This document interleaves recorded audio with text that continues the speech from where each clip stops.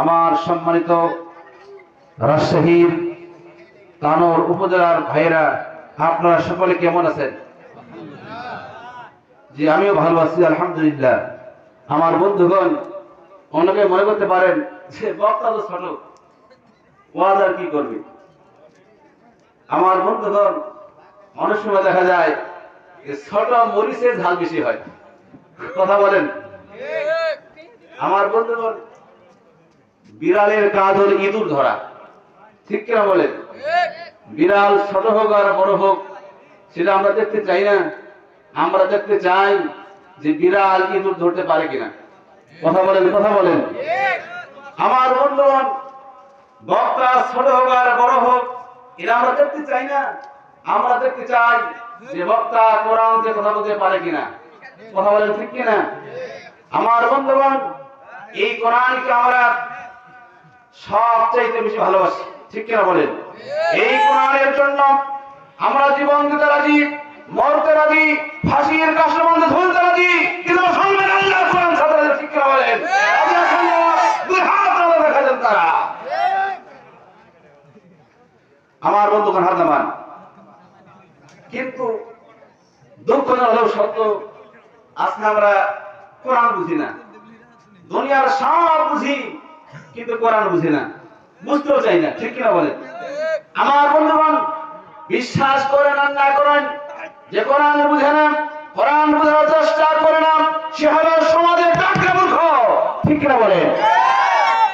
আমার বন্ধুগণ, আজকে আমরা হুজুরও কোরআন বুঝি না, অনেক হুজুর কোরআন বুঝি না। এই ইমাম সাহেব 10 বছর ধরে ইমামতি করত, আর প্রতিদিন নামাজে দোয়া করত, রব্বি হাবলি মিনাস সালিহিন, রব্বি হাবলি মিনাস সালিহিন, রব্বি হাবলি মিনাস সালিহিন। কারণ এক তালা মুসল্লি চিন্তা করে কি রে, 10 বছর ধরে হুজুর নামাজ পড়ায়, আর এই দোয়া করে রব্বি হাবলি মিনাস সালিহিন, রব্বি হাবলি মিনাস সালিহিন। একদিন ওই চালাক মুসল্লি ইমাম সাহেব হুজুরের কাছে গেছেন, ডাকবেন, হুজুর জানতে চাই যে রব্বি হাবলি মিনাস সালিহিন এই দোয়ার মানে কি? এবার হুজুর বলছে যে বাবা, আমি এই দোয়ার মানে জানি না। মুসল্লি বলছে, দারুণ ব্যাপার, আপনি 10 বছর ধরে নামাজ পড়ান আর প্রতিদিন এই দোয়া করেন, অথচ এই দোয়ার মানে আপনি জানেন না। এবার ওই মুসল্লি কি করেছেন, একজন এরকম আমাদের এই যে বড় হুজুরের মতো একজন বড় আলিমের কাছে গেছেন, কি বলছেন, হুজুর এই যে রব্বি হাবলি মিনাস সালিহিন এই দোয়ার মানে কি? এবার ওই বড় হুজুর বলছিলেন যে বাবা, এই দোয়াটা হলেন হযরত ইব্রাহিম নবীর দোয়া। এই দোয়ার মানে হলো, ও আল্লাহ, তুমি আমাকে একটা নেক সন্তান দান করো। এবার ওই মুসল্লি এই দোয়ার অর্থ শিখে চলে এসেছে। এসে এবার ওই ইমাম সাহেব হুজুরের কাছে গেছেন, ডাকবেন, হুজুর আপনি তো 10 বছর যেহেতু দোয়াটা করেন, ওই দোয়ার মানে হলো, ও আল্লাহ, আপনি আমাকে একটা নেক সন্তান দান করেন।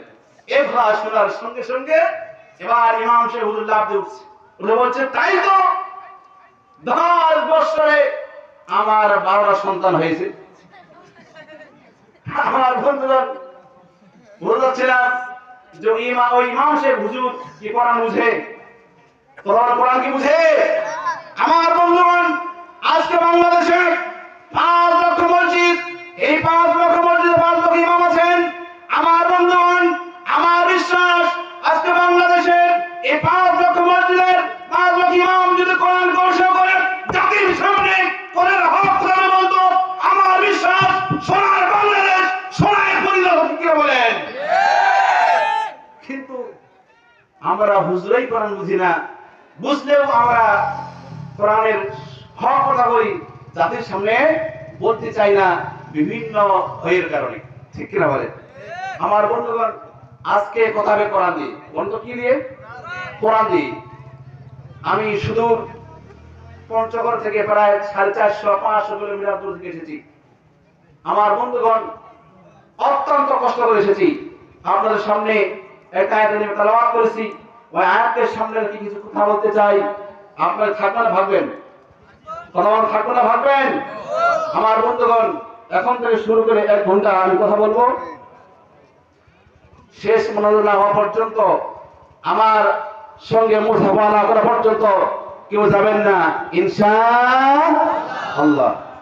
আমার বন্ধুগণ, আমি তেলাওয়াত করেছিলাম কোরআনুল কারীমের 2 নম্বর সূরা। বলতো নামটা কি? সূরাতুল বাকারা। কোরআন শরীফের সবচেয়ে বড় সূরা, ঠিক কিনা বলেন? 40টি রূপ আছে, 286 আয়াতে কারিমা আছে। আল্লাহ রাব্বুল আলামিন 40টি রূপ দিয়ে 286 আয়াত দিয়ে সুন্দর করে সাজিয়েছেন। এই 286 আয়াতের মধ্য থেকে আমি তেলাওয়াত করেছি একটি আয়াতে কারিমা। আয়াতের কোরআনিক নাম্বার হলো 208। বলেন তো, আমি যে আয়াত তেলাওয়াত করেছি ওই আয়াতের কোরআনিক সংখ্যা কত? 208।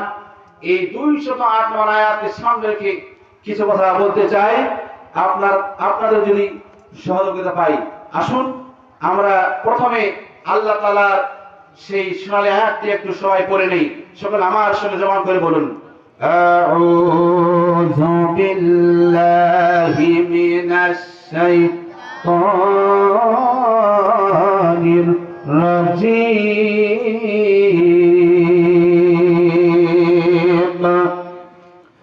বিসমিল্লাহির রহমানির রহিম।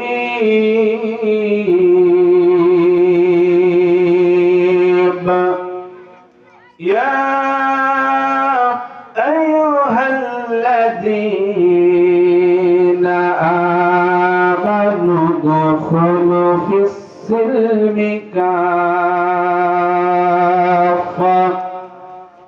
ওয়া লা تتبعوا خطوات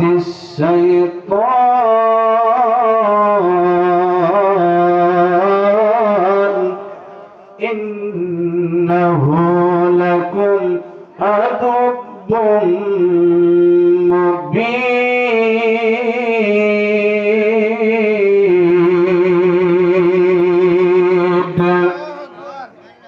আমার বন্ধুগণ, আমার তেলাওয়াত কি আয়াত শেষ হবে যখন, আল্লাহ নামের তাকবীর হবে তখন, এই কর্মসূচি চলবে ততক্ষণ, আজকে আমার ওয়াজ চলবে ততক্ষণ। রাজি আছেন যারা? আবার চিৎকার করে আল্লাহু আকবার বলেন তারা। আমার বন্ধুগণ, আল্লাহ রাব্বুল বলেন, ওহে ইমানদার লোকেরা, ওহে মুমিন লোকেরা, ওহে তোমরা যারা ঈমান এনেছো, তোমরা যারা মুমিন দাবি করো, তোমরা সকলে মিলে ইসলামের মধ্যে পরিপূর্ণভাবে প্রবেশ করো। শয়তানের পদাঙ্ক অনুসরণ করো না, নিশ্চয়ই শয়তান হলো তোমাদের জন্য প্রকাশ্য শত্রু। আমার বন্ধুগণ, আমি কটা কোন কারিম গবেষণা করে অ্যানালাইসিস করে দেখলাম, আল্লাহ রাব্বুল আলামিন ইয়া আইয়ুহাল্লাযীনা আমানু, এই সেন্টেন্স, এই বাক্য কোরআন কারীমের মধ্যে 89 বার ব্যবহার করেছেন। বলেন কয়বার? 89 বার ব্যবহার করেছেন। যত জায়গায় রাব্বুল আলামিন ইয়া আইয়ুহাল্লাযীনা আমানু বলে ঈমানদারদেরকে ডাক দিয়েছেন, তত জায়গায় আল্লাহ রাব্বুল আলামিন মুমিনদেরকে ডাক দিয়েছেন, ঠিক কিনা বলেন? যত জায়গায় আল্লাহ তাআলা ইয়া আইয়ুহাল্লাযীনা আমানু বলে ডাক দিয়েছেন, তত জায়গায় মুমিনদেরকে ডাক দিয়েছেন। যেমন আল্লাহ রাব্বুল আলামিন কোরআনুল কারীমের 3 নাম্বার পারা, 3 নাম্বার সূরা, সূরার নাম ইমরান,